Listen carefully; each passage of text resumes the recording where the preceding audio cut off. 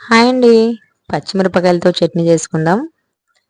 చాలా అంటే చాలా సూపర్‌గా ఉంటది. ఘాటుకు తినే వాళ్ళకైతే చాలా ఇష్టంగా తింటారు. నేనైతే రొట్టె చేసినప్పుడల్లా ఇలా చేసుకొని తింటానండి.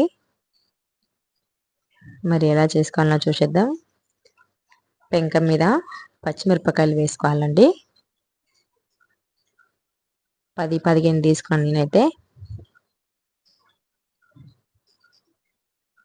ఆయిల్ వేసుకొని బాగా వేయించేసుకోవాలి. అందులో కొద్దిగంత కల్యమాకు వేసుకొని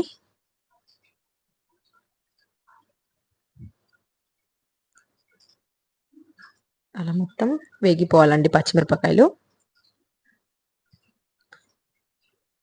బాగా పచ్చిమిరపకాయలు వేగితేనే టేస్ట్ బాగుంటుంది. ఇప్పుడు ఇందులోకి పచ్చి పల్లీలు వేసుకుందాము. వేయించేసుకుందాము వేగిటంగా. అలాగే వేగిపోయినాయి కొన్ని నువ్వులండి.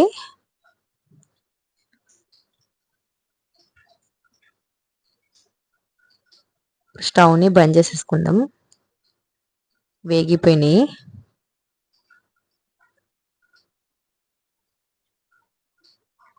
చూడండి చిటపటలాడుతున్నాయి.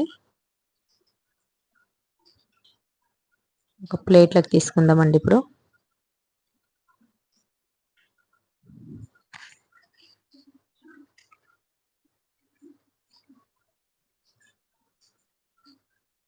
చల్లారాక ఒక మిక్సీ గిన్నెలకు వేసుకుందాం.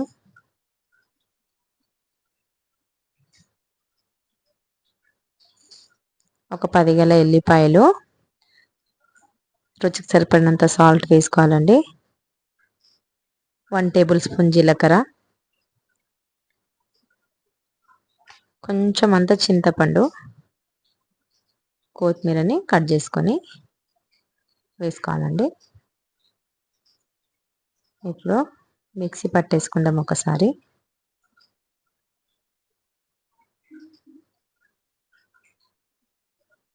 ఇంకొకసారి అలా కలుపుకుంటూ ఇంకొకసారి గ్రైండ్ చేసుకోవాలండి.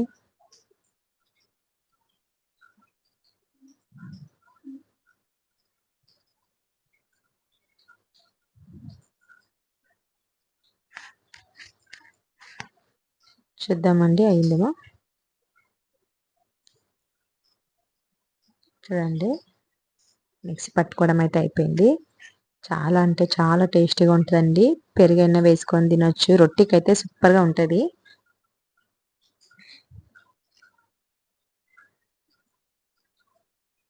నేనైతే వేడి వేడి రొట్టె అయితే చేసుకున్నాను. నాకైతే చాలా ఇష్టం ఈ చట్నీ అంటే. కొద్దిగంత ఆయిల్ వేసుకొని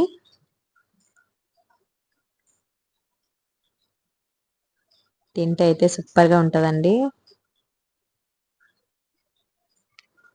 మరి ఈ చట్నీ ఎంతమందికి తెలుసో కామెంట్ చేయండి.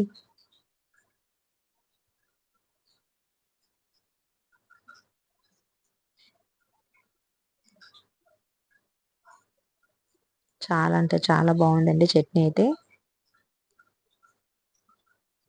కొత్తగా చూసిన వాళ్ళు ఎవరైనా ఉంటే మా ఛానల్ని సబ్స్క్రైబ్ చేసుకోండి. నచ్చితే కనుక లైక్ చేయండి.